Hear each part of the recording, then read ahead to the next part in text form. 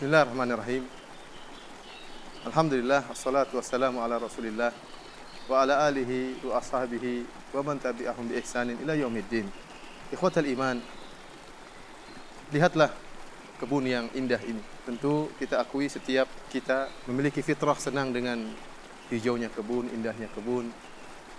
Oleh karenanya kita dapati Allah Subhanahu wa taala dalam Al-Qur'an tatkala menyebutkan tentang ganjaran yang Allah berikan kepada penghuni surga, Allah sering menyebutkan tentang kebun, tentang pohon-pohon yang rindang yang Allah sebutkan dalam Al-Qur'an, jannat, surga-surga, ya, yang mengalir di bawahnya sungai-sungai, kata Allah Subhanahu wa taala. Karena memang kita harus akui kita senang dengan keindahan kebun, hijaunya, rindangnya pohon. Namun perlu kita ketahui bahwasanya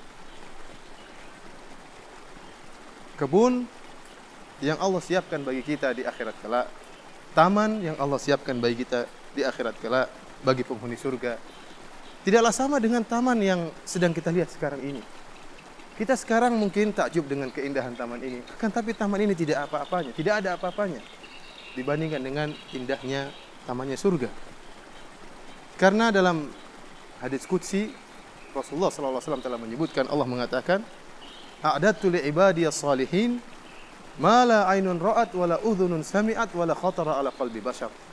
Aku telah menyiapkan bagi hamba-hambaku yang saleh kenikmatan-kenikmatan di surga yang tidak pernah dilihat oleh mata-mata mereka, yang tidak pernah didengar oleh telinga-telinga mereka, bahkan tidak pernah terbetik dalam hati mereka. Tatkala Allah menyebutkan tentang taman di surga, tentu taman yang sangat indah, yang tidak pernah dilihat oleh mata kita, tidak pernah didengar oleh telinga kita, bahkan tidak terbetik dalam hati kita. Kita mau menghayalkan bagaimana indahnya taman tersebut, pasti salah hayalan kita. Pasti salah, 100% salah.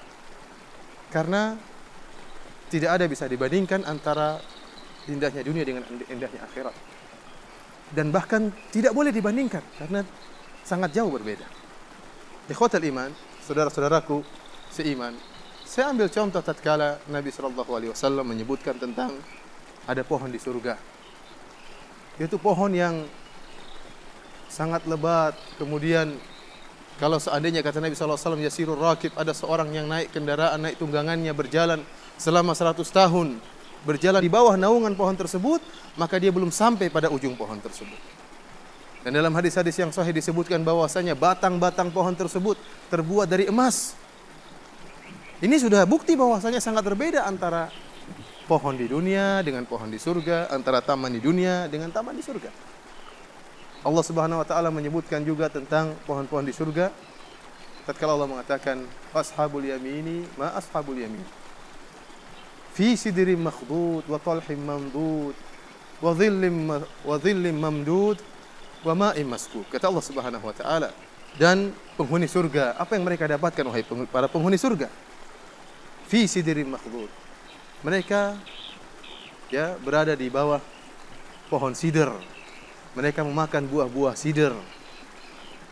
Kata para ulama di antaranya Al-Imam Ibnu Katsir rahimahullah, pohon sidr kalau di dunia itu tidak ada buahnya, kalaupun ada buahnya sangat kecil.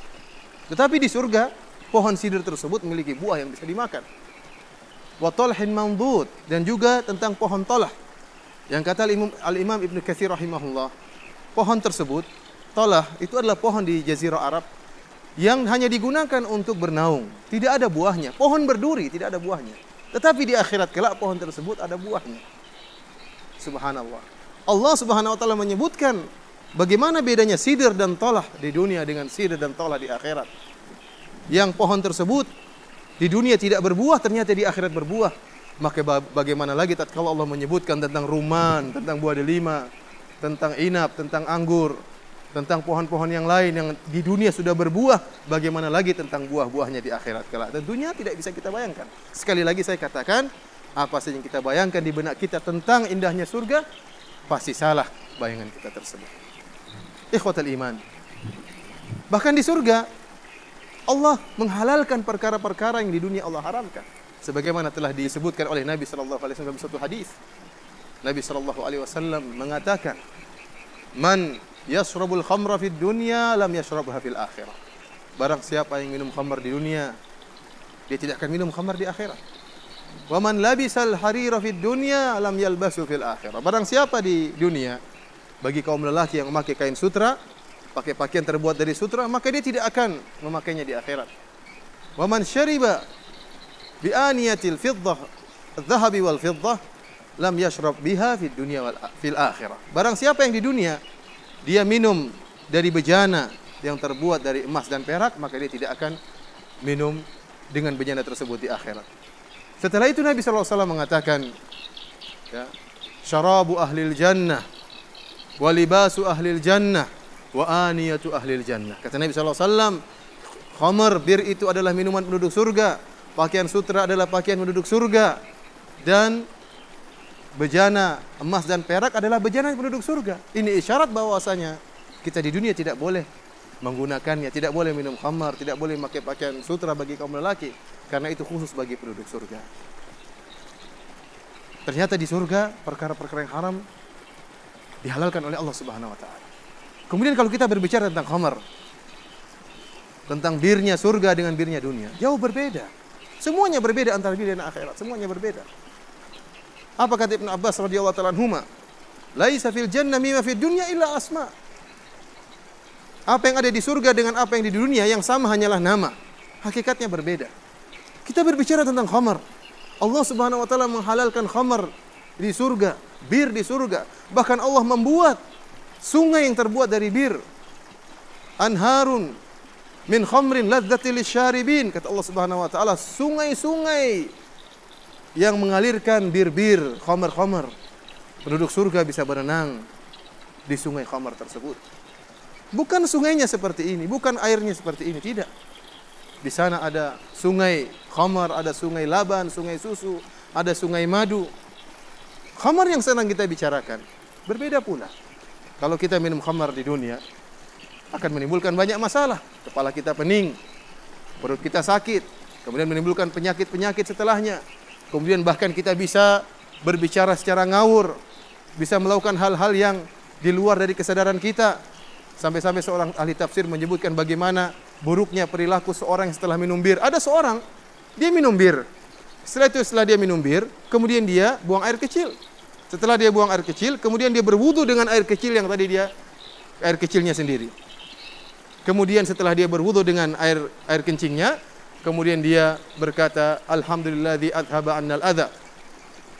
Segala puji bagi Allah yang telah menghilangkan kotoran dari tubuh saya. Padahal dia baru mengusapkan air kencing di tubuhnya. Ini perbuatan orang yang minum bir di dunia. Tapi di akhirat tidak. Kata Allah Subhanahu wa taala, la yusaddauna anha wa la yunzifun. Orang yang minum khamar tidak akan pening, tidak akan pusing. Ya. Tidak akan mabuk, kata Allah Subhanahu wa taala. Mereka berebut-rebutan minum khamar.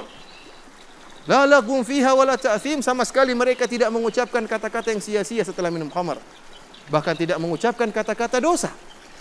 Kenapa? Meskipun mereka minum khamar, meskipun mereka berlezat-lezat dengan khamar, akan tapi tidak sama antara khamar dunia dengan khamar akhirat. Karenanya, ikhwatal iman, ini hanya sekedar sedikit cuplikan dari kenikmatan surga yang tidak bisa dibandingkan antara dunia dengan akhirat. Dan kita akan berbicara insyaallah selanjutnya tentang kenikmatan yang lain, tentang bidadari yang Allah sediakan bagi para penghuni surga. Sampai bersua kembali. Wabillahi taufiq wal hidayah. Assalamualaikum warahmatullahi wabarakatuh.